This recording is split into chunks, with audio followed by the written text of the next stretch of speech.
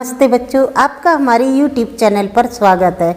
बच्चों मैं हिंदी डिक्टेशन बोल रही हूँ, आप लोग लिखिए स्टार्ट।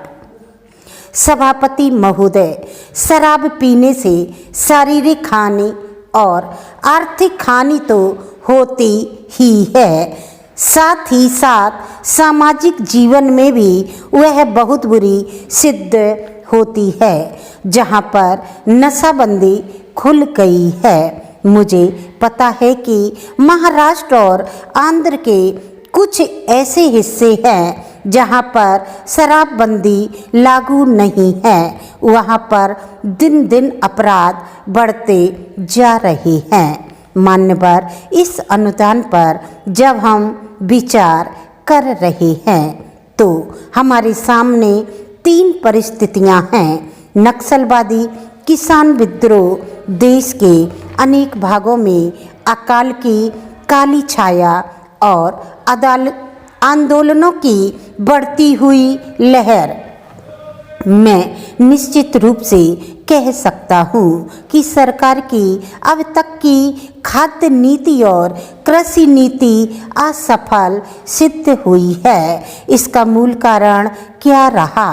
कारण केवल एक रहा है कि क्रांतिकारी भूमि सुधार अब तक 55 वर्ष के अंदर भी नहीं किए जा सके। क्षेत्र में अब तक असफल सिद्ध हुए हैं। राष्ट्रीय स्वतंत्रता और संग्राम के जमाने में सबसे आकर्षक नारा हिंदुस्तान के करोड़ों मानवों को, किसानों को दिया गया था, यानी जमीन उनको दी जाए जिनके हाथ जमीन जोतते हैं। लेकिन वह राष्ट्रीय आदर्श आज तक भी चरितार्थ नहीं किया जा सका है।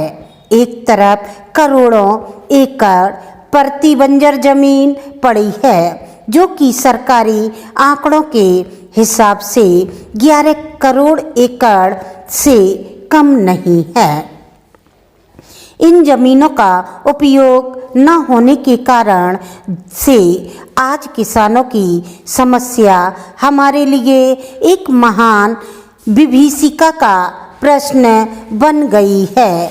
आज स्थिति यह है कि करोड़ों खेत मजदूर, भूमिहीन आदिवासी हरिजन एक तरफ पड़े हुए हैं और दूसरी तरफ करोड़ों एकड़ प्रति बंजर जमीन अनेक रूप में पड़ी हुई है, लेकिन उनका समागम नहीं होने दिया जा रहा है। इसीलिए आज बेकारी में भी वृद्धि हुई है।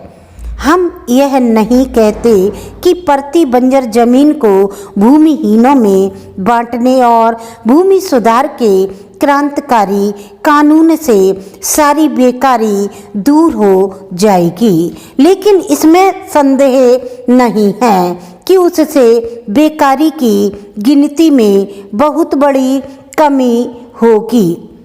सरकार को इस तरफ ध्यान देना होगा।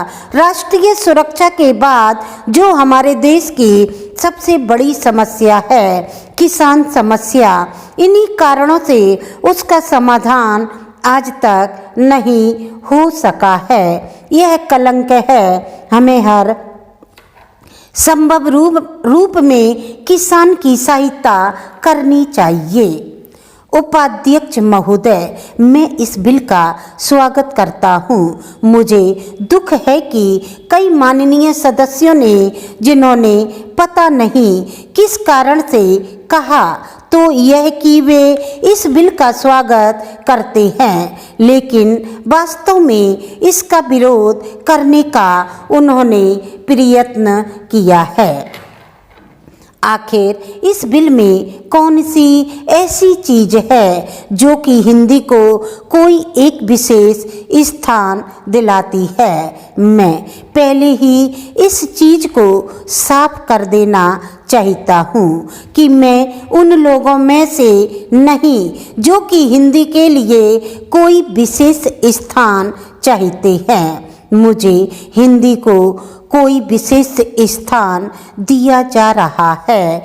उन्हें वास्तव में हिंदी का इतिहास मालूम नहीं है। हिंदी कुछ उन लोगों की भाषा है जो राष्ट्रीय विचार के थे, जिनका कि राष्ट्रीय आंदोलन में बहुत हाथ था। उन्होंने इसका प्रचार किया। यह ध्यान देने की बात है कि राष्ट्रीय आंदोलन के समय में हिंदी की एक ही संस्था नहीं थी, बल्कि दूसरे राष्ट्रीय विद्यालय भी थे और महात्मा गांधी के आदेश के अनुसार वे राष्ट्रीय विद्यालय काम करते थे। उनके द्वारा भी कुछ डिग्रियां और उपाधियां आदि बांटी जाती थी।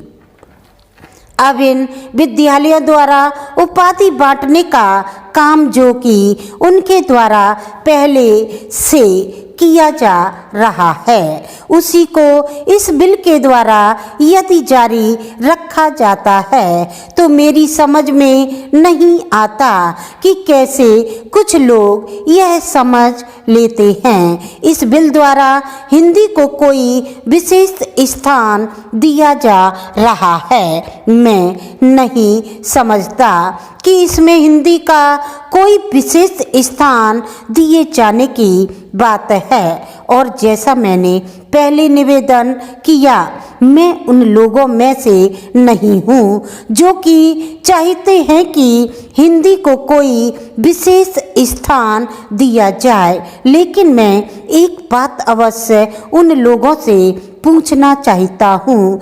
जब भी उन्हें अवसर मिलता है किसी न किसी तरीके से एक ऐसे राष्ट्रीय निश्चय का जो कि आज नहीं बल्कि आज से कई वर्ष पहले लिया गया था, उसका विरोध करने के लिए तैयार रहते हैं। संविधान में राजभाषा के संबंध में स्पष्ट व्यवस्था दी हुई है, तो भी मेरे यह मित्र उसका विरोध करने का प्रयत्न करते हैं। क्या उनके सामने देश की एकता के लिए कोई दूसरा रास्ता है?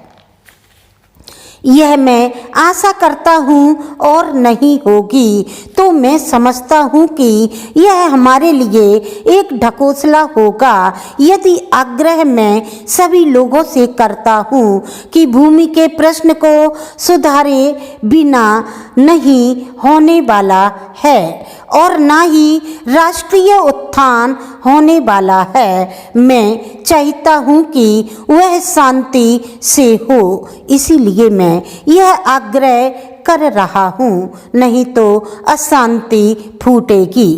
लेकिन हम चाहते हैं कि शांति से हो, इसीलिए मैं फिर आग्रह कर रहा हूँ कि दल और पार्टी की दीवार तोड़कर हम इस प्रश्न को लें और केंद्रीय सरकार भी हिम्मत करे।